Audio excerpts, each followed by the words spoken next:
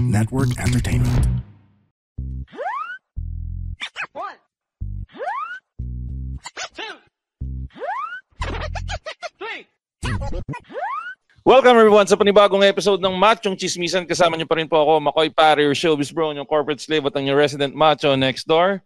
At kasama pa rin po natin, pinakamabanges, pinakamalakas, si Tito P. Tito P or Teke Tito.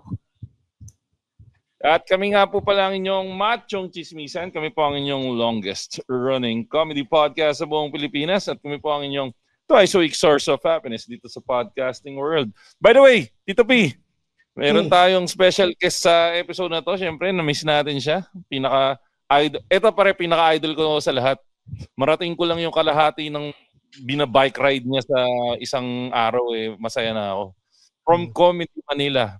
Ang simpleng mayaman ng Comedy Manila. Walang iba kundi si Lawrence Bivar. Hi, Lawrence.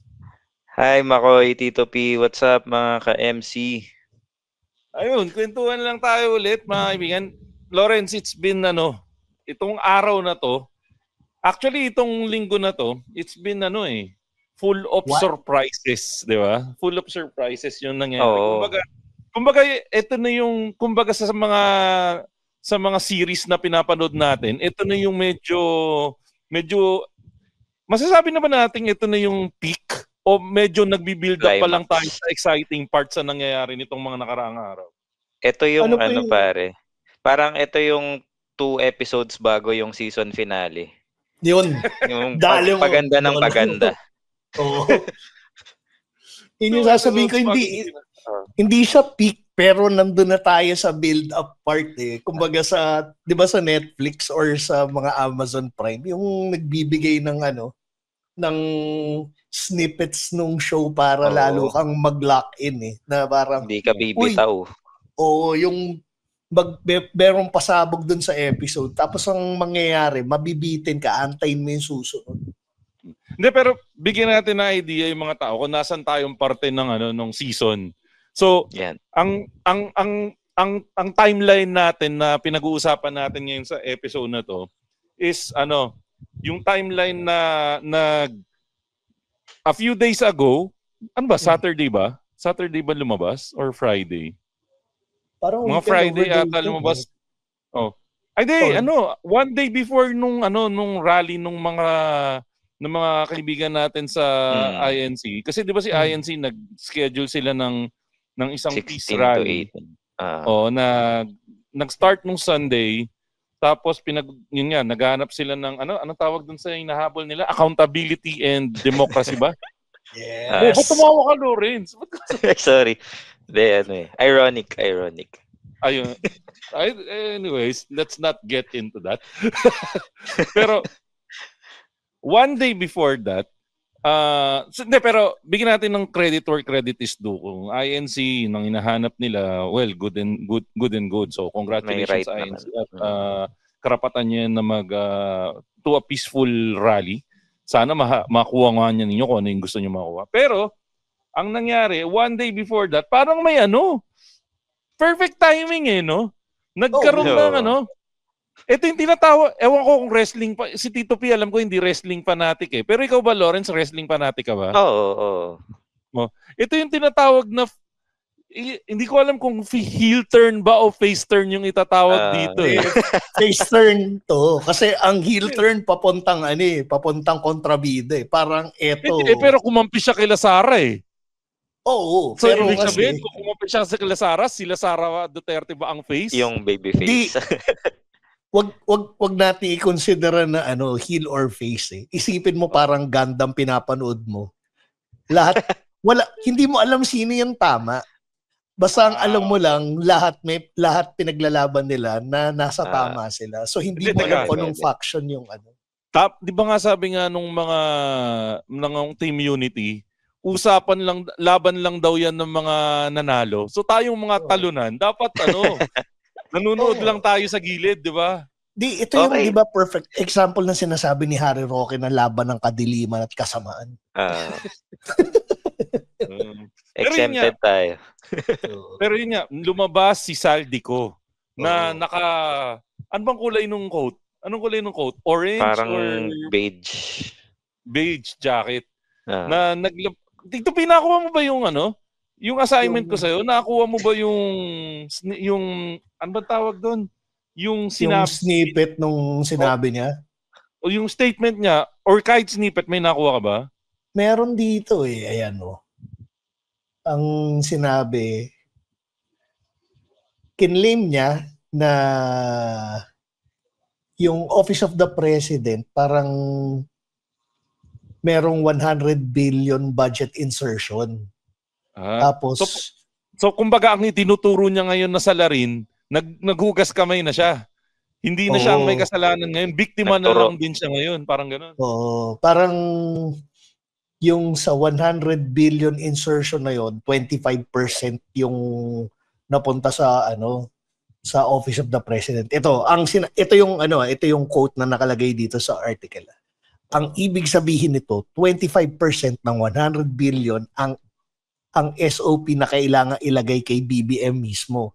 In total, 25 billion ang napunta kay Pangulong Bongbong Marcos. So talagang walang dito. Walang parinig, walang, di ba yung pa-blind item? Talagang rekta niyang in-implicate. Ano kaya ito lang yung medyo dito papasok yung parang usapan nga natin kanina na parang ang ganda nung palabas. Parang ano kaya yung nag-set kay ex-Congressman Saldico na lumabas with that information one day before doon sa big rally na mangyayari. Parang yun yung thing na I find yung timing medyo fishy para sa akin. Though, kung talagang tama yung sinasabi, ito yung lilinawin ko. Kung talagang tama na nagsasabi siya ng totoo, good and good. Congratulations, Saldico. Mabait ka na. Hindi ka na masamang tao. Hindi, masama pa rin siyang tao. Pero bakit ganun? Bakit yung timing? Yun yung medyo fishy para sa akin. Kayo ba? Do you find it fishy? Hindi, kasi ganito, isipin mo na lang. Lawrence. Sige, Lawrence. Sige. Do you find it fishy na yung timing is ganun na one day before the big rally, biglang may pasabog na ganyan na posibleng mag-ignite ng puso ng mga magrarally? Yun yung unang factor, yung timing ng paglabas ng video. Pangalawa, yung editing, yung optics. Editing ba? Parang meron. Tama. Tama yung sinasabi ni Lawrence Yung para siyang snippets ng Netflix na gusto niya mag-viral talaga yung video. Na parang nilagyan ng ang probinsyano editing May sound effects. Teka, explain mo sa amin yung probinsyano editing. Hindi ko alam yung probinsyano editing. May yung parang bago siya magsabi nung magandang part. Episode ng probinsyano, pero hindi ko alam yung probinsyano editing. Hindi, ang context, di ba, nasa harap siya ng laptop, nakaganyan. Tapos biglang, statement 1, inutusan lang po ako ni blah blah blah. Bush! Biglang may gano'n na transition ng video na. Meron. So, may something sa editing, yung timing ng pagkakalabas, saka yung optics na nagsuot siya ng oversized na jacket para magmukha siyang pumayat or whatever. Na parang medyo kawawa siya. Pero Lawrence, in fairness pumayat naman talaga siya. Yeah, pumayat siya, pero malaking bagay yung siguro Pero tama yung sinabi ni Lawrence malaking bagay yung naka-oversize na jacket para mabigyan ng emphasis na pumayat siya, kita naman sa mukha niya, pero mas na-highlight pag ganun yung nakita mo. Tsaka yung mismong content nung sinabi niya, parang naglagay siya ng mga jargon para malito yung mismong outcome ng content. And it's really more of a statement. I'm making a statement. Ito na, parang I'm breaking my silence kasi ganyan-ganyan. I'm a hero ngayon. So parang yun yung dating nung video para sa akin. Kaya mukha siyang fishy. Saka para siyang dumaan sa sa School of Editing of TikTok. Yung mga social influencer sa TikTok. 'Di ba yung pag sila Tony Fowler, may kita mo na yung mga edit nila, hindi na siya yung raw Yung parang wala ba yung uso ngayon na yung bawat joke yung 'di ba, knock knock, Di ba may ganun na uso sa TikTok? Yun yung may mga stinger. Pero ngayon kasi parang kinukuha na nila yung K-drama style or yung Korean TV style na pag mag-a-announce, biglang yung merong sound effect na boom. Tapos yung, alam mo yung may pause. Tapos bago yung statement or yung... Kala ko biglang papasok si Tito Boy eh. Susunod! O kaya si Orly, yung bakla na Ay, sino yun? Orly ba yun? Ogie Diaz, hindi. Hindi, yung old school na showbiz reporter na yung kinakausap yung camera. Nakakalimutan ko yung pangalan nun eh. Sabi nga nila, kaya daw pumayat si Saldico, nag-o-omad daw. 1 million a day. 1 million a day daw, pre, pucha. Ang ina talaga tong internet na to, ginagago talaga tayo. Pero, di ba yun? Balik tayo. Ikaw, so Lawrence, tuloy mo yung paghimay mo. Ano yung paghimay mo dito? Tingin mo ba nagsasabi na ng totoo si Saldico o part to ng big plan? Hindi, kasi para siyang book of Diskaya na meron inutusan lang ako. Hindi lang ako yung may kasalanan dito. So if I'm going down, I'll you're all going down with me. Yan, with this ship. Tama. Pero pre, isipin mo, doon ka mapapaisip pre. Kasi technically, masasabi natin kasangkapan lang siya. Pero sa kasangkapan niya, napakalaki na ng pagiging kasangkapan niya, napakalaki na ng kinita niya. 'Di ba? Sobrang sinasabi nila na sobrang dami niyang kinita diyan. So, just imagine na lang yung tao na kumasangkapan sa kanya. Ganun kalaki yung kinuha nung hinayupak na yun kung sino man. At in this case, ang tinuturo niya nga si Bongbong saka si Romualdez. Si President Bongbong saka si Romualdez. Grabe. Pero kasi ang isa pang pwede mong isipin dito is lahat sila kasali dito. Yun yung mas bad trip isipin eh. Hindi lang sila eh. Sila yung na-highlight, oo. Pero once na mag-fall yung domino niyan, dire-diretso na yan eh. Kaya nga pinipigilan nilang lumabas yan eh. Kasi doon mo malalaman na isang napakalaking mafia ng gobyerno. Pero ito yung isang napansin ko. Mas magaling siyang kumanta kaysa dun sa anak niya. Yung rapper. Ano pangalan nun? Yung pinagtanggol pa natin nung una yung Tito P, di ba? Hindi, ikaw lang.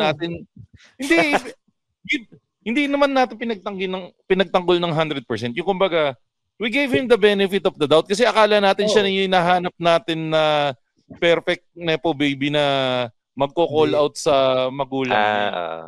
Parang he tried to do the Lauren Legarda son pero unang just to correct you, the unang Lauren Legarda son kasi yung pangalawang Lauren Legarda son kongresista na ngayon eh. Oo nga. Yung nag-disown na Legarda. Pero ikaw Tito P, sa'yo naman ako pupunta. Anong basa mo dito sa buong nangyayari na to kay Saldico? Saving face. Siyempre, kaya nga yung paraan ng pagkaka-edit, katulad ng sinabi ni Lawrence, andun siya sa pang social media content creator yung atake niya. Kasi yan na yung uso ngayon eh. Kasi pansinin mo sa mga social media creators, pag halimbawa meron sila nagawang atraso, palalamigin muna nila yan. Yung habang kasagsagan nung kainitan nung nung scandal na nagawa nila, medyo pahuhupain nila ng konti. Tapos pag medyo humupa, tsaka sila biglang maglalabas ng statement. May pasabog. Oo, either may pasabog, may paawa effect. So parang ginagawa ni Saldico, parang kombinasyon siya ng magbibigay ako ng pasabog at the same time, hihingi siya ng sentimiento para kampihan siya ng mga tao na eto na ako, kakampi niyo ako, kailangan nating ibagsak kung sino talaga yung mga big fish dito. Yun eh. So, yun yung rason bakit yung atake niya pang social media yung editing ng social media content creators. Para kasi kung kung ikaw yung typical Pinoy na na hindi ka critical mag-isip, tapos yung madali ka masway ng mga content sa social media platforms. Mas madali ka masisway, parang ay mukhang kawawa si Saldi ko. Parang yung ginawa din sa yung isang DPWH na na officer, yung chubby. Yung may yung kamukha, alam yung maganda sa yung kamukha ni Buddha. Pare, yun nga napakaganda nung ginawa ewan ko kung na-discuss na natin dito nun, pero napakatalino kung sino man yung PR team nung hinayupak na DPWH secretary na yun. Ang ginawa nila, pinag-viral nila sa TikTok na pinakute lang siya eh. Kumbaga, hindi na siya despicable sa mata ng mga hindi masyadong naghihimay nung nangyayari. Ang pinag-viral lang, yung sinabi niya na basta ako maganda ang asawa ko, tapos biglang cute smiley face. So hindi na siya para siyang ang ulo, napunta na kila Diskaya, kila Bryce. Pagdating sa kanya, ay lovable siya kasi love niya yung asawa niya. Alam mo kung bakit? Parang i-atake niya parang Jojo the Love Survivor eh. Exactly. Again, shout out kay Jojo. Love natin si Jojo. Kino-compare lang natin na yung pagiging lovable. Though some people hate Jojo kasi hindi nila kilala ng todo si Jojo. Pero yung character kasi ni Jojo, it's either you love him or you hate him eh. Pero yung ginawa nila doon sa DPWH secretary, parang lovable yung dating niya. Parang pabor sa kanya ngayon yung which is yun ang tamang atake kung meron ka talagang social media team. Yan, ginagawa nila yung trabaho nila. Saka may kita mo sa comment section yung yung mga nagfa-flood na Alam mo yung si DPWH yan, walang nalalaman talaga yan, ginagawa lang yung trabaho. Yung may mga ganun pang mga sentimento na nakikita mo dun sa comment section. So alam mong umaano yan. Yung kumbaga pumaparaan na yan. Ay, nako. Ito. Sige. So, siguro ang consensus natin, yung kay Saldi ko, talagang parang redemption arc. Redemption. Tinatry niyang i-redeem yung sarili niya. Pero ako, ang pakiramdam ko talaga, part siya ng isang bigger plan. Kasi yung timing niya is somewhat may gustong puntahan yung timing niya. Which brings us to our next topic. Pag-usapan natin ngayon, yung rally na sinet ng INC para sa, anong tawag doon? Para doon sa accountability and transparency. So, anong comment natin dyan? Parang para siyang PBB Big Reveal eh. Hindi, feeling ko parang kasi PBB? Kasi I think napaka-perfect ng timing. Alam mo yung ito, bakit ka siya inaalin tulad sa PBB Big Reveal Kasi isipin mo ganito, merong event na mangyayari, halimbawa sa PBB, tapos biglang susurpresahin nila, meron kaming special celebrity na ipapasok sa bahay ni Kuya. Siyempre, bago nila ipasok yun, medyo premeditated na kumbaga nakausap na ng production ng Big Brother yung ipapasok nila ng celebrity. Sinong kuya? Hindi. Di ba dating doon yung kuya? Darius yun? Hindi. Pwede na yun kasi yung kuya kapatid eh. Kapatiran ng pwede. So, isipin mo na lang ganun. Ang ganda. Yung naitawid si kuya, halimbawa, si Eduardo, siya si kuya. Tapos si Saldi, kumbaga siya yung special celebrity na ipapasok sa bahay ni kuya. Parang sinabi na, sige, ibibig rip. Kami, mag-accountability rally kami sakto. Tsaka ka mag-big reveal. Pero sa akin ito. Ang ganda sana nitong rally na sinet ng INC. Kasi ito yung perfect example na kasi ang daming nagsasabi sa social media, 'di ba? Ang daming umaasar ngayon sa INC na parali-rally pa kayo na humingi kayo ng accountability and kayo naman yung nag-endorse diyan sa mga hinayupak na nandyan. Yan yung nakikita ko all over social media. Pero ito, somewhat agree ako doon na INC, kayo naman yung nag-endorse dyan eh. Pero bigyan natin ng benefit of the doubt yung INC. Oo. Di ba ang ganda nung part na kino-call out mo yung taong binoboto mo dahil hindi sila nag-live up doon sa expectations na sinet nila sa inyo. Kasi I myself, kung nanalo sila Lenny, nanalo sila Kiko nung eleksyon, ako, panayang endorso ko kila Lenny at kila Kiko. Ako ang numero unong mumura kila Lenny at kila Kiko kung hindi sila nag-live up dun sa expectation ko. Kung may ginawa silang mali, numero unong ako magko-call out sa kanila. Which I think, yung idea ng ginagawa ng INC, again, I'm trying to be fair here. Yung idea nung ginagawa ng INC, yun yung ginagawang idea. However, again, ang kino-call out ng social media sa kanila, bakit si Bongbong lang? Bakit hindi nako-call out yung isang grupo? Which is, yan nga, sila Amy, sila Sara. Bakit parang hindi kino-call out yung mga yon? Yun yung isang hinahabol ng... ako at least sa timeline ko, again, lilinawin ko, siguro yung algorithm ko dahil nga pare-parehas kami, yan yung nakikita ko. Sige. Yun yung tanong ko. Ito yung take ko dyan. Pero first of all, gusto ko lang mag-disclaimer. Wala akong beef sa mga INC. Meron lang akong dinuguan para sa kanila. At saka... yung sa analogy mo, Papi Makoy, binoto mo si Kiko Lenny. Same, ako din. Kasi meron kang track record na nakita sa kanila. Nakita mong qualified sila yung best na fit dyan. Kung titingnan mo yung history ng mga inendorso kasi ng INC, kung bakit sila nako-call out ngayon, puro sablay naman kasi yung mga ine-endorso nila. Kaya sila na dyan, parang Q-in, Tito Gary V, di na natuto, di ba? Teka, Lawrence, magde-devil's advocate ako ha. No pun intended ha, devil's advocate ako. Ano yung sinabi mo? Lahat ng inendorso nila, sablay. O medyo sablay. Ano yung tamang term? Sinabi ko sablay. Sige, panindigan ko, sablay. In fairness, last election, in-endorse nila si Bam. Ay, oo nga. Last election, in-endorse nila si Lenny.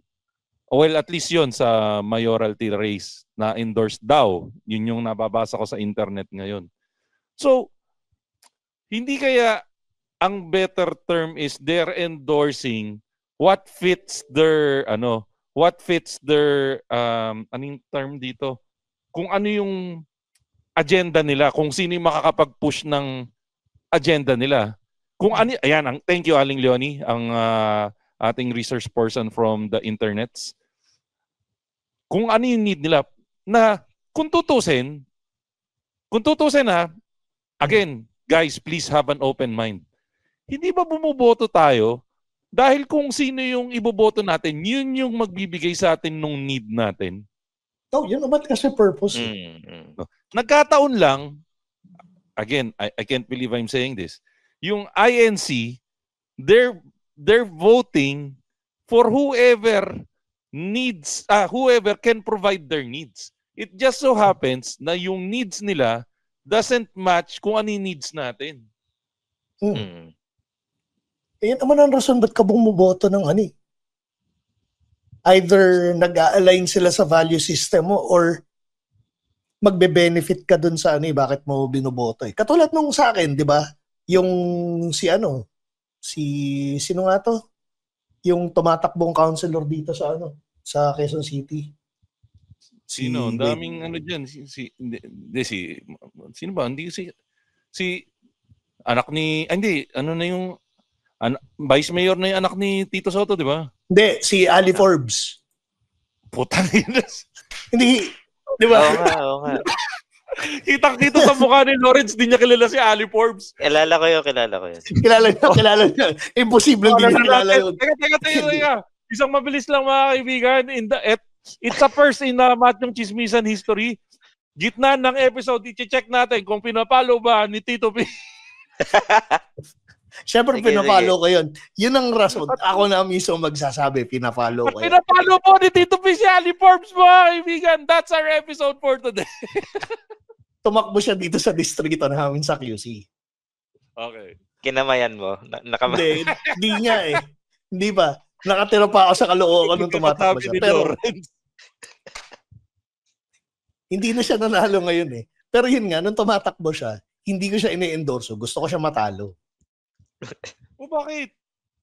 Kasi matitigil na yung content niya eh. Kasi nagsimula, yung mga content niya, yung mga content niya kasi sa TikTok. Siya, magiging counterproductive dun sa needs mo. Tito P, sa specific sa needs mo. Hindi, analogy lang. Kunyari ako yung INC. Si Ali Forbes yung yung hindi nila iboboto. Kasi Easy, Tito P. Hindi kasi yung mga content niya, yung mga sayaw-sayaw sa TikTok. Ganon. Hindi ko alam, Tito P. Sige, kwento mo sa amin kung anong ginagawa ni Ali Forbes sa TikTok at sa Instagram. Hindi namin alam. Sumasayaw. Yung typical TikTok ano yung sayaw niya, Tito P? Yung ano ba? Yung mga tipong... Yung mga trending... Yung mga may heart went oops, yung mga gano'n. Ting-ting-tang-tang-tang. Patay na, atanda ko na, Tito P. My heart went oops 5 years ago. May pandemic pa yun eh. Again, nagsimula siya sa pandemic, pare. 2025 na, Tito P. Nasa may heart went oops ka pa rin.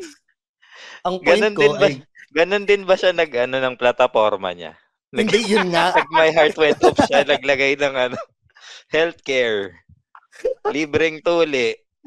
Yun nga. Kaya nga medyo sinabi ko. Ang kay Lawrence, no? Mga kaibigan, nandito na po si Ali Forbes at ibibigay niya na po ang kanilang plataforma.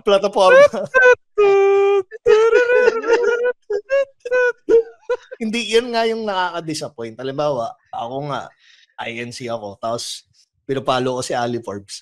Biglang naging puro plataforma yung pumupunta sa mga lugar ng mga kahirapan, nagbibigay ng pagkain. Sabi ko, hindi yun yung content mo. So, nung nanalo siyang councilor, medyo nagbago na yung laman. Madami nag-unfollow kasi hindi yung usual content eh. Hindi yung algorithm ni Tito P. Hindi namin kailangan nung kumbaga hayaan mo si Lenny siya tumulong sa mga may hirap. Hindi yan ang kanya-kanya tayong role dito. Ako po si Ali Forbes. My heart went oops sa bawat tahanan pag nanalo po ako. Yan ang magandang plataforma. Yan ba gusto mo sabihin dito, P? Oh my God. Ang point, everyone has a role to play. Yung wala lang. Kasi meron siyang target, nalulungkot ako para dun sa target market niya. Kasi yun yung dumami yung niya yung vision. Tapos, ano to? Bakit tayo tumutulong sa mga may hirap? Lawrence, narinig mo yun, Lawrence? Nalulungkot ako para sa target market niya. Translation, nalulungkot ako para sa sarili ko. Yun nga eh. Ginawa pang niya ang putik para sa amin. Hindi, para sa kanila. Siyempre, kailangan isipin mo rin yung mga mga taga 4th District ng Quezon City. Kasi parang Zaldi ko, hugas kamay ka rin. So, yun yung doon. Yun yung point doon. Sige, to add to that, yung sinasabi nyo na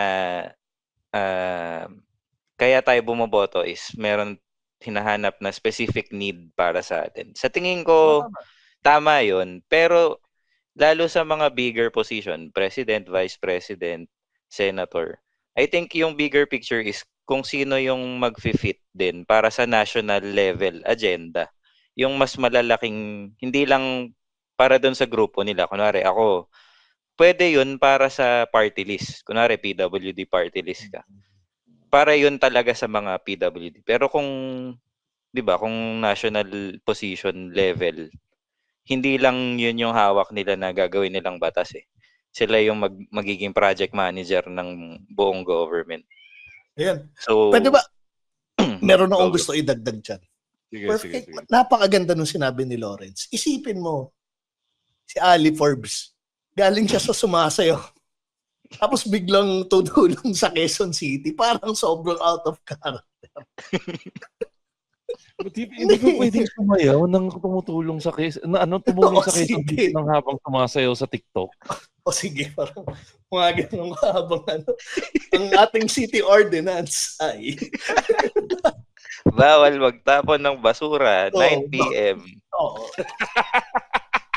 Ay, oras na. Di ba? Tapos yung habang sumasayaw siyang ganun, yung ang mga aso pong hindi tinatali ay i-impound po natin. Ang dami kong gustong i-joke kaya lang makaka-cancel eh. Hindi. Sige. Ang hirit mo, ang lagay kami lang ang mapapahamak. Maayos tayo dito. Pero ito, Napaka-plastic mo eh. ano mo naman pare, iba na panahon ngayon eh. Anyways.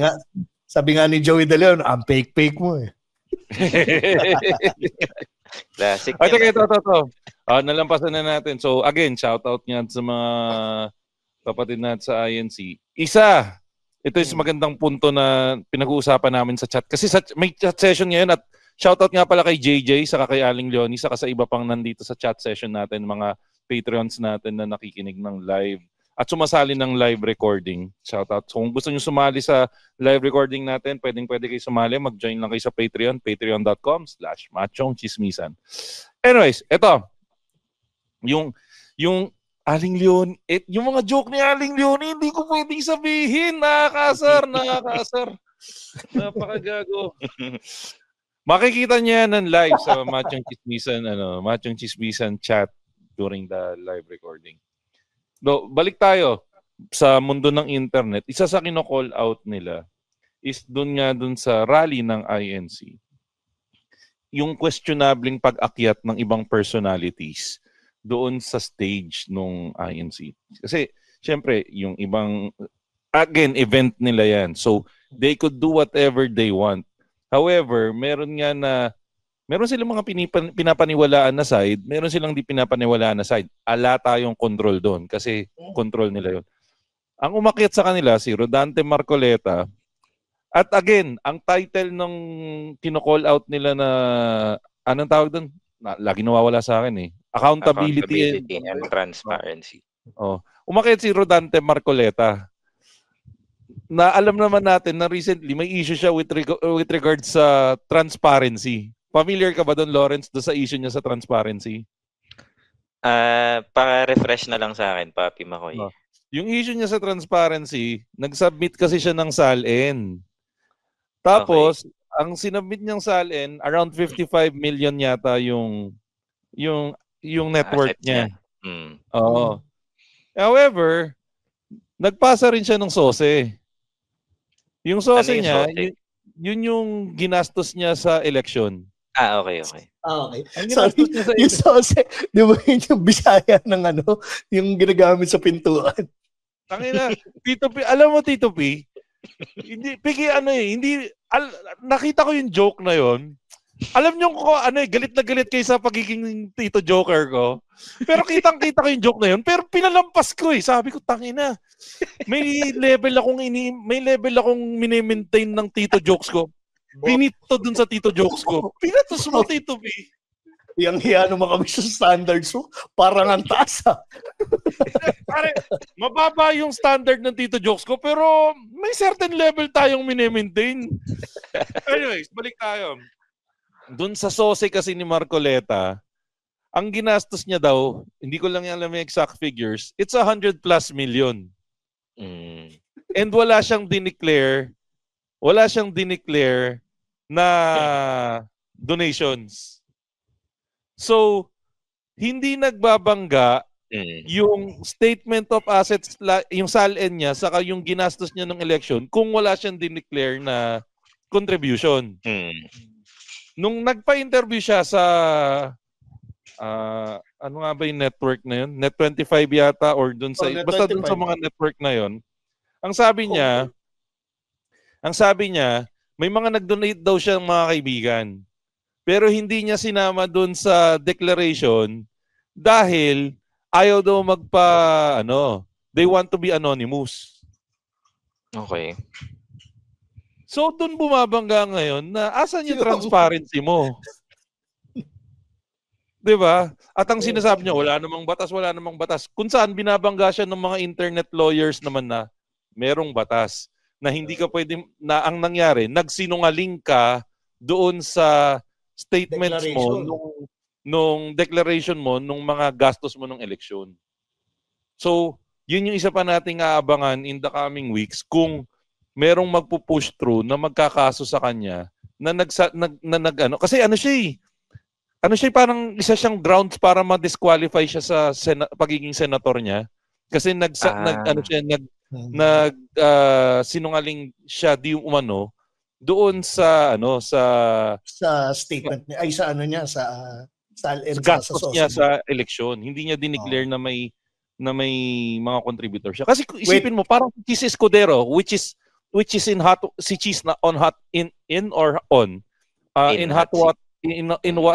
water ngayon. Kasi nga 'di ba dineclare nga na meron pala siyang contributions from certain contractors. So ganun yung nangyayari ngayon kay Senator Marcoleta. Wait, bago natin tuloy. Shoutout kay Abby Binay. Kung grounds yan. Abby Binay, alam mo na gagawin mo. Ba't anong meron kay Abby Binay? Di ba yung sa mga kung nasa siya, di ba? Nasa bingit siya nang makapasok dun sa sa senatorial race. Kasi sino man yung nasa dulo. Ganun ba yung mangyayari? Pag kunwari natanggal si Marcoleta, aangat si Abby Binay? Kung sino yung mga nasa ilalim. Yun yung... Kaya yung kay Pimentel dati, di ba? Kaya siya nakapasok. 2013? Okay. I'd take Abby Binay over Marcoleta. Kayo? Oo naman. Yan, yun, lawyer Binay, din Pacquiao, yun yung mga lawyer naman si Abby Binay. So yun. Alam mo, may team siyang balak. Yun ang tito joke ko for this episode. Easy. Yeah, easy. Wag yun. Wag yun. Gusto nga nating makapasok kahit pa paano. Pero nadamay si yung kapatid niya. Si Nancy Binay. Nadamay sa mga flood control issue. Yeah, ganun eh. Pero nag-declare na ba si Marcoleta na na nakapiluka siya o doon na rin tayo sa transparency. Kailangan pa bang i-declare? Pero again, it doesn't matter kung nakapiluka siya o hindi. Ang mahalaga, nagsasabi siya ng totoo. Di ba? Kumbaga, yung piluka ni Marcoleta is equal to Harry Roque being next topic tayo dyan. Biglang pumibot. Parang tinanong mo si Harry Roque kung makakauwi ba siya sa Pilipinas o hindi. Yun yung teka. Punta ngayon tayo sa main event. Yan. Ito, kumbaga, kung kumulo na yung dugo nyo sa mga nabalitaan nyo sintong mga nakaraang araw, ito kukulo talaga yung dugo nyo sa statement na to. Si Amy Marcos, isa pa to sa umakyat sa stage ng INC rally. Kanina to. Kumbaga, yung unang pasabog is yung kay Saldico. Pangalawang pasabog, nag-speech si Senator Marcoleta sa stage ng sa last day na ba? Or papunta sa last day, si Senator Amy Marcos umakyat sa stage ng INC. Sino ba magkikwento sa atin? Tito P, ikaw, si Lawrence, o ako na lang ba? Ikaw na. Sige. Gusto nyong maging safe pa? Gusto nyong maging jinggoy? So, ang storya, teka, baka, ito kasi, magugulat pa ba tayo dito sa lahat? Ang sabi ni Amy Marcos, bata pa lang kami ni Bongbong, alam na ng buong pamilya ang problema sa kanya. Oo. Sa totoo lang, mababasa naman ng lahat ang mga testimonya ng aking ama patungkol sa kanyang ugali at gawain. Noon, dahil may tatay pa kami, hindi ko pa siya responsibilidad. Nung tumanda na, mas naging nakakabahala. Batid ko na, nagda-drugs siya. What? What? Nagda-drugs pa na si Bongbong. Di umano, sabi ni Amy. Nagda-drugs siya. Nalaman ko at ng pamilya, seryoso ito.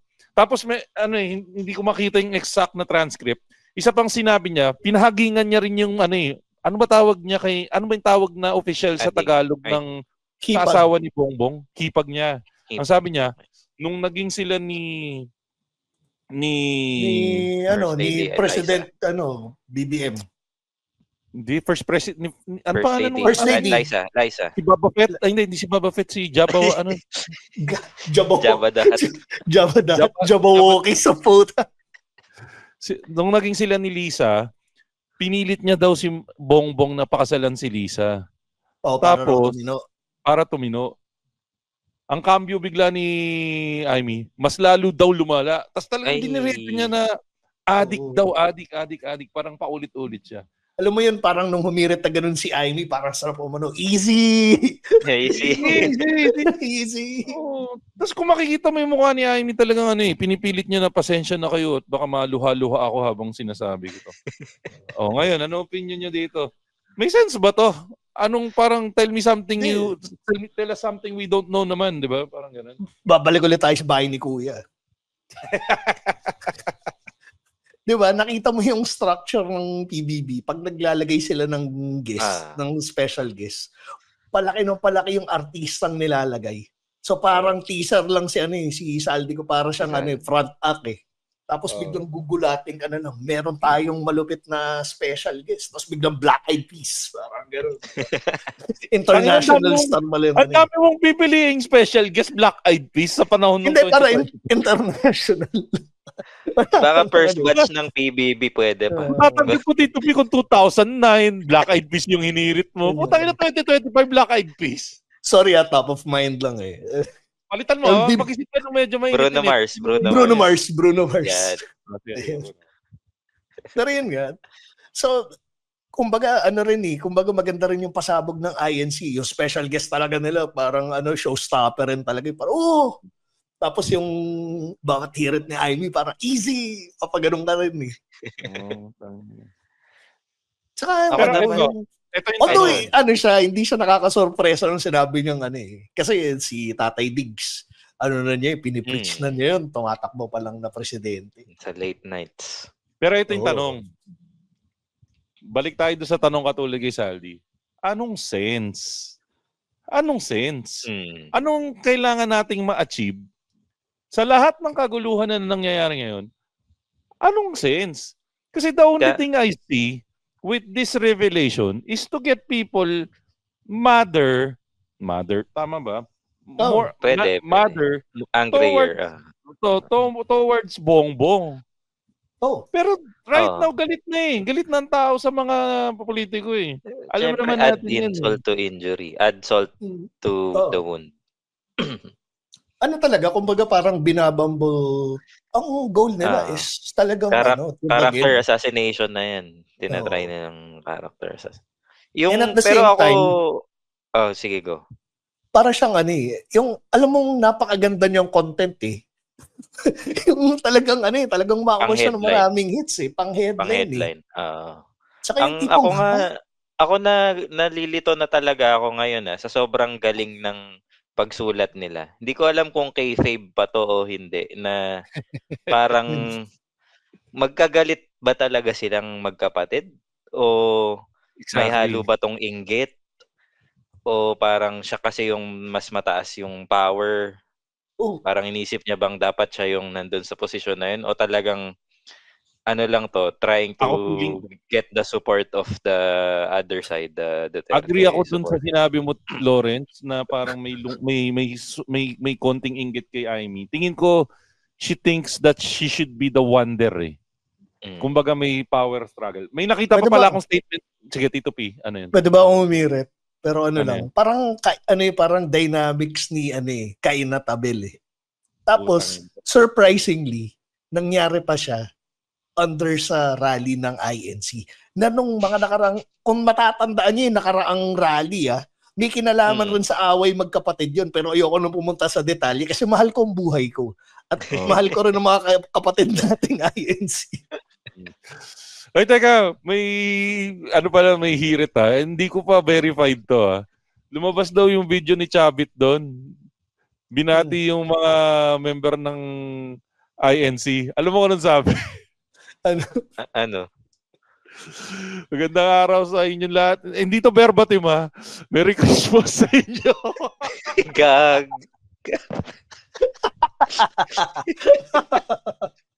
Again, hindi ko sure kung totoo yun. Nakita ko lang sa internet Alam niyo ba, meron akong proposal. Ano?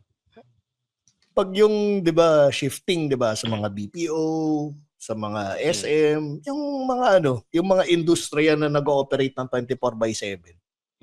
Dapat talaga ang unang pinagtatrabaho ng Pasko, yung mga miyembro ng INC. Para dagdag bayad sa kanila. Total, hindi naman nila sineselebrate Kumbaga, win-win. Oo, double pay yun So, win-win yun para sa lahat. Kumbaga, yung mga taong magse-celebrate talaga, they get to celebrate it with their family. And the INCs who don't celebrate the occasion, they get the perks of the double pays and everything. Win-win situation. Ayun kung gusto nila magtrabaho. Kasi ito naman, ibigay naman natin sa INC na okay, they don't celebrate it, but most people are in a festive mood during that time. Na parang syempre kasama na nilang masi-celebrate yan with their friends. They don't celebrate the occasion but they get to celebrate it with their friends. Yung mga leaves. Anyways, ito. May nakita lang. Meron, okay lang bang may ihirit lang ako tungkol sa INC? Doon sa Oo naman. Teka lang, ipapasok ng stinger The views and opinions of the host. Sige, anong opinion mo? Hindi kasi 'di ba si James Gunn nung kaka-appoint lang niya bilang head ng DCEU, yung ire-revamp yung DC Universe. Meron sana akong proposal sa isang multiverse, si Superman sa Pilipinas napunta. Tapos ang umampon sa kanya, miyembro ng INC. Legit? So, legit yan? Legit. Oo, ko to. Ano to parang propose ko to Okay. Yung si Superman magiging Pilipinas. Bago mo ituloy mo. Legit na pupunta sa Pilipinas si Superman at INC ang mag-aano sa kanya? Hindi, kasi 'di ba sa Smallville siya napunta, 'di ba? Imbis na sa Smallville, sa kapilya siya ng INC bumagsak. Pero legit na gagawin yung storya na yun o proposal mo yun? Proposal ko yun. Okay, the views and opinions of the host do not... sige, tuloy mo. So, lalaking iglesia si Superman. So ngayon, yung mga kriminal, 2 araw lang sila nakakalabas. Pag Thursday saka Sunday. kasi kung doon lang yung time na sumasamba si Superman. Hindi, lang naman. Di ba magandang storyline kasi yung mga kriminal may araw lang sila. Tapos huhulaan pa nila kung sa Thursday or Sunday. Tapos ito yung malupit doon. Hindi siya reporter. Ang trabaho niya ay salesman sa SM. Sakto, may slacks na siya. Oo, at saka ito yung malupit. Hindi siya tinatabla ng kryptonite. Pero, alam ko na. Tama na, easy! Easy, Tito P. Alam mo, Tito P. Hindi, ito lang. Tito P, tama na, Tito P. Alam mo kung paano siya umihina? Pag nakikikain siya sa piyesta. At saka pag nakakatanggap siya ng regalo sa exchange gift. Ang ganda. Hindi yun, di ba? Parang meeting pa tayo bago nag-recording. Ano ba yan? Hindi, di ba? Okay, di ba? Hindi kasi ako mapag-open mic dahil may trabaho ko, pero gusto ko lang gagawin ganda nun. Sulat mo yun tapos i-perform mo. Hindi, bigay mo na kay Lawrence yun. Si Lawrence na magpe-perform. Hindi, dineclare ko. Pasa ko Dineclare ko na doon. dito para walang magnakaw. Di, pero maganda siya kasi hindi siya talking negative about INC. We put them in a positive light kasi ibig sabihin, priority niya sumamba kaysa hindi kasi ang duty sa Panginoon ay duty sa Panginoon. Ayaw naman ni Superman na puntahan siya sa bahay niya, di ba? May attendance sheet, papapirmahin siya ng attendance sheet. Hindi, pero di ba? Maganda yung concept, di ba? Feeling ko pag narinig ni James Gunn yan, parang that's a very good idea. We can set up a universe in Earth 214, di ba? Balik tayo sa kay Amy Marcos. Sige.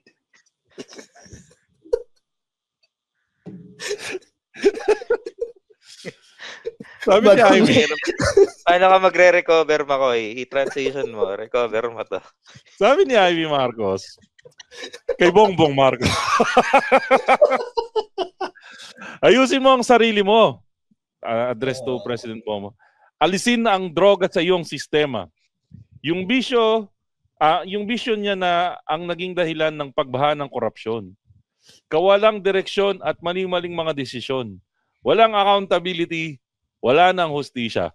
Kung paano na-connect yun sa pagiging drug addict ni Bongbong, medyo hindi ko magets. Pero tama nga naman, kung addict si Bongbong, magandang tigil niya na yan. Hindi kasi presidente yun eh. Hindi pwedeng hindi nagfa-function ng maayos ang presidente ng isang bansa. Kaya mag-basketball muna siya. Bola muna. Pero dito ka bibilib. Ang bilis ni Auntie Claire. Kilala niyo naman si Auntie Claire, di ba? Si Auntie Claire may statement kagad.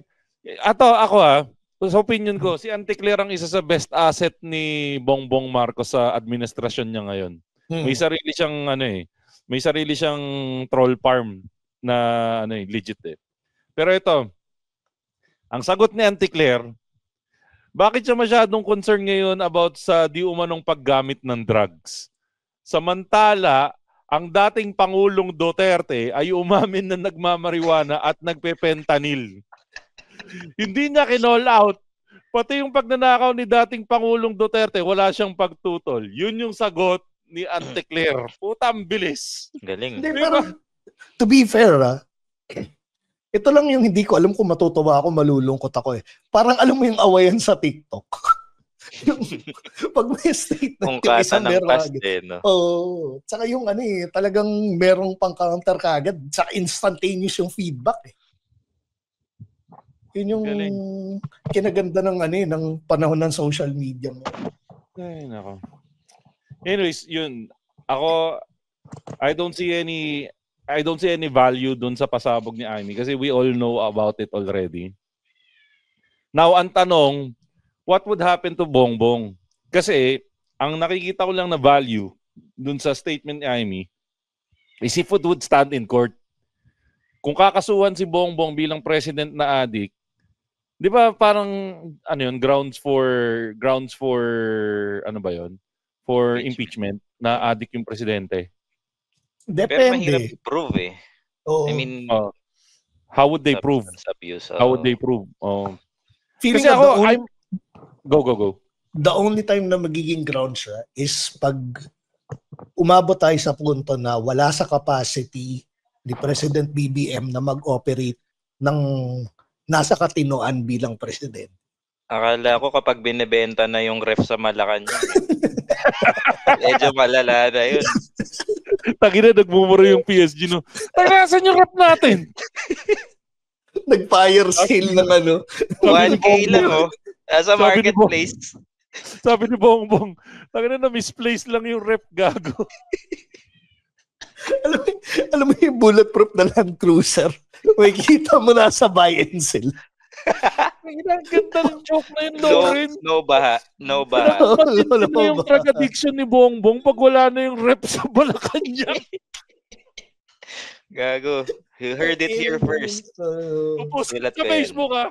Papost ko sa Facebook yan na pag-aawit. Sige. Ang ganda. Nagbebenta ng PS5 si Bongbong. 2,000. Pero ako, Libre 10 bala. Spider-Man. Out sa Facebook. Tekken Ang ina 8. classic yung Spider-Man, Tekken 8. Sorry, bumalik lang sa isip ko yung Di ko alam kung bakit bentang-benta sa akin yung si Chabit Binati niya ng Merry Christmas yung Ganda eh. Di, pero again, balik tayo. I'm all for it. Kung talagang impeachable yung ginawa ni Bongbong or anything na mapatunayan na ma-impeach si Bongbong, impeach nyo na utang na loob. Impeach nyo na si Bongbong. Pero, ang papalit si Sara, siguraduhin nyo rin na lahat ng pinagagawa ni Sara, i-hold them accountable. Hold din si Sara accountable. Tulad niya ng sinasabi, Marcos Duterte, walang pinag-iba. Di ba? Mismo. Kung sino man yung hinayupak na nandyan sa gobyerno na yan, mapapinklawan man yan, mapadilawan man yan, mapagrupo man ni Pacquiao, mapabongbong, mapasara Duterte. Kung putang ina pinagnakawan tayo, kung putang ina may ginagawang mali, kung putang ina adik habang nasa gobyerno, impeach, palitan. Hindi yung pipili ka lang ng mga i-call out mo sa bawat isa. Hindi mo gusto si Bongbong, impeach natin si Sara.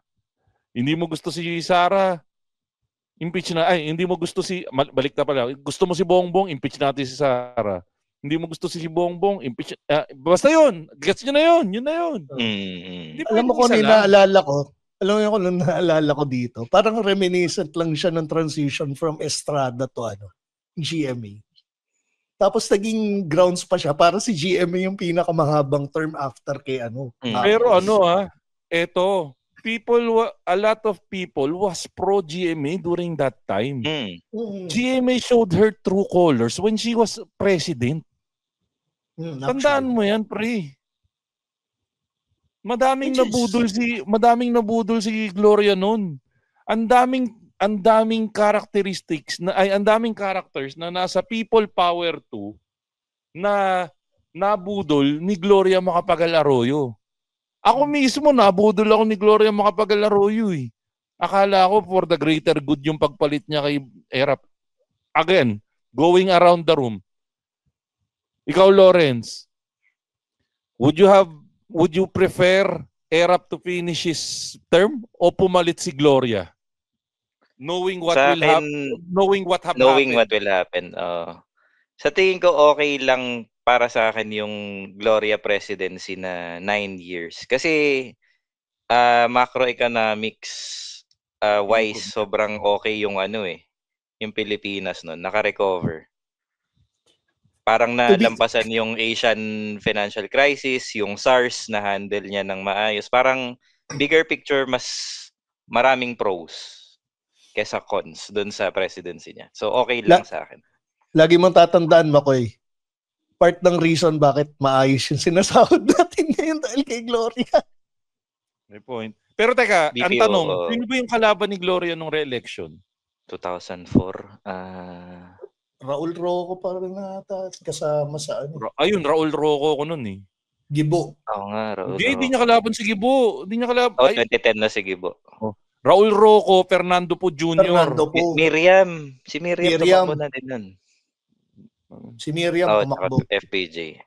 Pero sige, again, thank you Tito P sa pagsampal sa akin ng katotohanan na kung ano ang trabaho natin nitong mga nakaraan dahil kay Gloria. Pero na-achieve ba niya yun during yung 3 years na sinalo niya? O nung additional 6 years nung nag-re-elect siya? Kasi kung first 3 years niya, nakuha niya na yun, pwede na siguro yung first 3 years lang. Hindi, pero yung expansion nangyari after. Yung first 3 years, yun yung yun yung parang nagsisimulang umusbong Tapos nag-expand pa siya.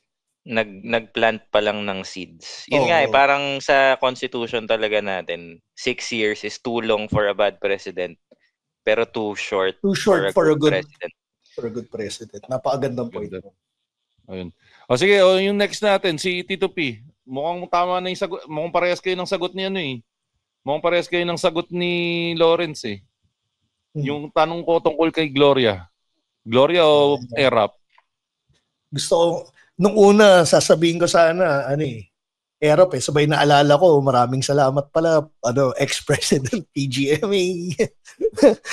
Lahat ng natatamasa ako ngayon, utang ko sa'yo. I mean, partially, siya responsable siya doon So, give credit where credit is due Pero, ang problema kasi, di ba si GMA naging kingmaker? Ang daming chismis na nagsasabi na kaya nandyan si Piduts dahil kay GMA. Kaya nandyan ngayon si Bongbong dahil kay GMA. So, planting seeds. Yun nga, parang tayo ba ang nagbuo ng lahat ng kalokohan na to nung dinala natin si GMA sa kapangyarihan? Kasi you have to take into consideration na nagplant rin siya ng seeds nung ginawa niya yon. Na nung tinulungan niya si Erap sa si Duterte. Tingnan mo nung napakulong si Erap, siya rin yung nagbigay ng pardon kay Erap, di ba? Sa bagay. Yung tapos mga ngayon, succession... Ay, sige, go. Hindi, mabilis lang. Yung na-wheelchair siya, at saka yung siya na yung ide-detain, saka naman siya na kumbaga na doon na nagbunhi yung niya, yung seeds na pinlant niya. Ang ganda ng sinabi ni Aling Leonie, tandaan natin si GMA ang nag-crown kay Kibuloy. Teka, may sinasabi si Lawrence. Ano yung sasabi mo niya, Lawrence? Ako kasi pag bumaboto ako, bata pa ako nung time ng presidency niya. Pero yung sa candidate na binoboto ko for presidency, hindi ko, parang wala na sa kamay ko yung succession of power kung sino yung next na i-groom nila, kung sinong parang sa politics na lalaruin nila, sinong napupusuan ko na dapat maging next president. So parang tayo as a nation, wala na tayo dun sa bilang citizens or voters. Wala na sa kamay natin yun na ang mga next na pinili nilang for president sa next term is si ganito. So parang wala. Out of our hands na yun Sabagay. Ay, nako. Anyways, yan. Ang dami nangyari ngayon sa linggo na to. Siguro, ganun na yung magkaroon tayo ng ganitong series yung parang mabilisang Actually, natalon lang natin yung kay Bato siguro, yung kay Bato na gusto ko malaman kung ano mangyayari kay Bato. Kung matutuluyan ba to Sige, isang mabilis na fearless forecast. Around the room. Tito P, anong tingin mo mangyayari kay Bato? Sa tingin ko, malungkot si tatay. Magandang meron siyang kasama. Di ba? Tama naman talaga. Hindi, parang sa akin parang total, isa siya sa mga pinaka-loyal na kasama ni Tatay Diggs Tsaka para at least yung makasama ni tatay, ako rin naman kasi, sa totoo lang nakakaawa rin naman yung nangyari kay naging presidente natin yun Siyempre, kailangan bigyan pa rin natin ng respeto. Hindi siyempre, pag bibigyan natin ng kasama, yung at least, kung ako nasa kalagayan ni Pidots siyempre gusto ko yung kasama ko, Uy, sige, salamat. Ikaw, Lawrence, anong tingin mo mangyayari kay Bato? Last night, I had a dream. Mayor Rodi was granted house arrest. We had a tearful reunion. We hugged each other and he whispered to me, Ronald, I'm okay now. Lord, please make my dream come true. Pero hindi po ang pag-alis o pag-iwas ng responsibilidad ang tamang paraan ng paghahanap ng resolusyon. Senator Ronald Bato de la Rosa, September 1, 2025.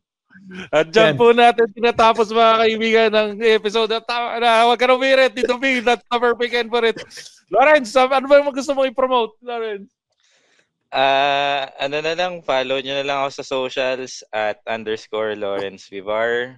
Follow Comedy Manila for updates. comedymanila.ph para sa schedule ng shows. Yun. At ikaw, Tito P, anong gusto mo i-promote?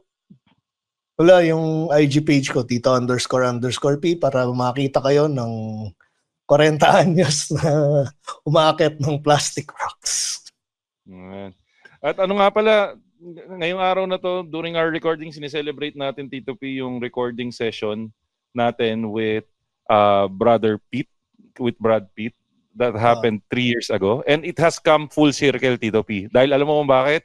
Bukas, mga kaibigan, by the time na nire-record namin to, kinabukasan, is magigest naman namin yung very beautiful na anak ni Brother Pete, which is si Miss Jerry Lee Salvador. Yan. So, bukas yan, i-record namin yan. Anyways, number 1, congratulations sa INC sa ginawa nilang rally. And kung ano man yung gusto nilang ma-achieve na transparency and ano yung isa pa? Lagi ko nakakalimutan eh. Accountability. Pati yung demokrasya daw makuha nila. So, ganun daw. Hindi ko kasi matandaan yung eksaktong ano eh. So, congratulations sa nila and hopefully na-achieve nyo yung gusto nyo ma-achieve sa inyong peace rally. However, sana mas maging okay na yung Pilipinas after this. And we have to commend na yung peaceful rally nila ay peaceful rally. Peaceful na rally nga naman. Ayaw nga nila na may police doon eh, kasi mas peaceful daw pag walang police. Kasi kung may police-full rally na yun. Putek. Ay na, Tito P, nakasapi. Sino ba nakasapi sa'yo ngayon? Ikaw. At yan po mga kaibigan nating latest episode ng Machong Chismisan. Kasama po rin po natin ang pinakamabangis na biker, runner at triathlete sa balat ng comedy podcast sa buong Pilipinas, Lawrence Bibar, na lagi nagsasabing, Lord, please make my dream come true.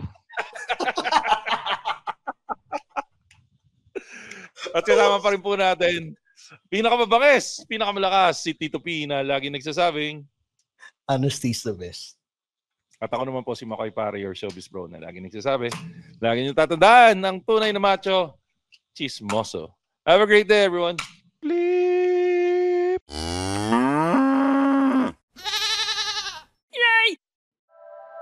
The opinions of podcast creators, hosts, and guests are not necessarily reflective of the official stance of the Pod Network Entertainment, its hosts, or other network programs. The content created by the people behind the podcast is personal and not meant to harm any religion, ethnicity, group, organization, company, or individual.